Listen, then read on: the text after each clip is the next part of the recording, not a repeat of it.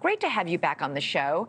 You write in this new editorial that you used to believe that demand for drugs in America drove the supply coming from Mexico. You now say it's exactly the opposite. Why? Well, I began to study the opioid epidemic pre-fentanyl, the epidemic of addiction that grew from our overprescribing of prescription narcotic painkillers, OxyContin being the best known, perhaps. And that was a classic example of we had really very little opioid addicted population in the United States before that. And you just saw the doctors prescribing aggressively, pharmaceutical companies, of course, promoting it aggressively. And Purdue Pharma, the kind of the lead company and all that, really understood that if you provide a lot of push, if you provide a lot of supply to and badger doctors, as they did relentlessly, famously, to prescribe to people, that the drugs themselves, opioids themselves, will create demand where there was none, because opioids have this very, very powerful effect, unlike any other family of drugs, on our brain pathways, and this creates the demand from supply. Fentanyl is just the latest twist. Instead of doctors, it's now the trafficking world in Mexico. Yeah. Right. Yeah, we actually know from internal emails at Purdue Pharma that this was all strategy. Like when doctors started saying, my patient's having withdrawal from the oxy, they said, just prescribe twice the dose, that will fix it. So it was a business model that Purdue Pharma started, and the towns in which they started with Oxy first they went from zero opioid addiction problems to off the charts, #1 most opioid addicted state. So it is a business model started by our own pharmaceutical company that the cartels are now following to a T.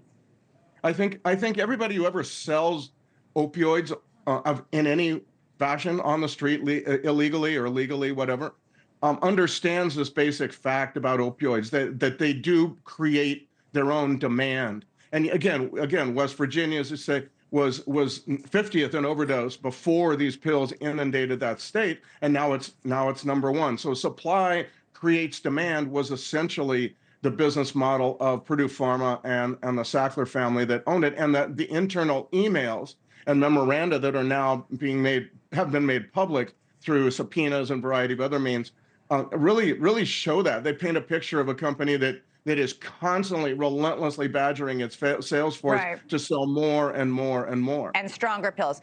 Let's get back to the drug cartels, because people often say, well, why would the drug dealers want to kill their customers with fentanyl? Fentanyl is remarkably fast acting. The high is super high and extreme, but then the crash is really, really bad, driving customers to buy more. You write, dealers know that if customers don't immediately die, they'll be fervent daily buyers. For a while, dead addicts will be replaced soon enough. It's a business model that works. Yes, I think that's basically the state of affairs on the streets of America and most parts of the country right now, that you are seeing people who they do survive their first exposure to fentanyl. They become, therefore, fentanyl addicts. And see, fentanyl is a magnificent surgical drug because it's really wonderful in surgery. I've had it in surgery because it takes you in and out of anesthesia very quickly.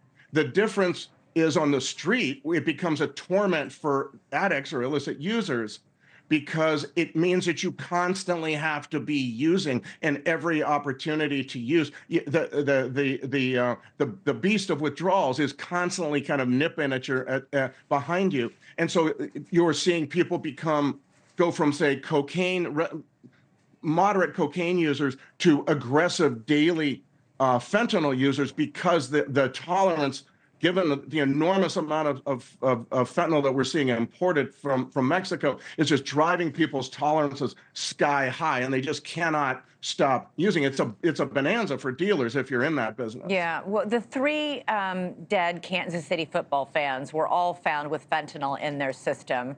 Fentanyl is appearing in all sorts of drugs now. We've already been hearing for a while now about in the pills, but it's also in pot, it's in methamphetamine, it's in coke.